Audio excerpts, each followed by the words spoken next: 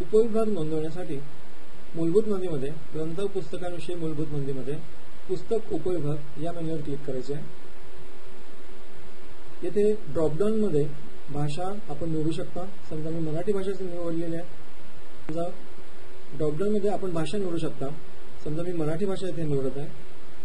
मराठी भाषेत आपण डिफाइन केलेले जे विभाग आहेत ते विभागाचे नाव इमिजिएटली आपल्याला ह्या ड्रॉपडाऊन मध्ये दिसतील। त्यातून आपल्याला हवा असलेला आपण उपविभाग संकेतांक ऑटोमॅटिकली संगणकाने जनरेट करून दिलेला आहे। पुस्तक उपविभागाचे नाव आपल्याला इथे टाइप करायचं आहे। साहस कथा असे या उपविभागाचं नाव आहे। 10 अक्षरांमध्ये आपण अहवालात छापण्यासाठी संक्षिप्त नाव उभारूया। साक असं मी नाव संक्षिप्त नाव भरलेलं आहे। हे आपण स्वतः डिफाइन करू शकता। स्तंभ संकेतांकासाठी संक्षिप्त नाव मध्ये आपण जो आपला उपविभाग संकेतांक आहे तोच आपण इथे भरू शकता। रो कॉलम रो/कॉलम हे ग्रंथालयांना भरण्याची आवश्यकता नाही आहे, ते प्रकाशकांसाठी मध्ये आपल्याला आवश्यक आहे। तपशिलात आपण या उपविभागासंदर्भात काय तपशील असेल तो आपण भरू शकता।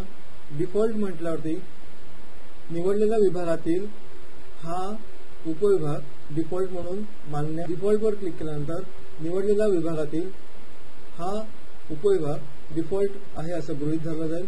एकापेक्षा जास्त उपविभागांना एकाच विभागात आपण डिफॉल्ट ठरवू शकत नाही। नवीन नोंदणी बटनावर क्लिक केल्यानंतर हा जो नवीन उपविभाग नोंदवला जातोय तो डेटाबेसमध्ये सेव्ह होईल।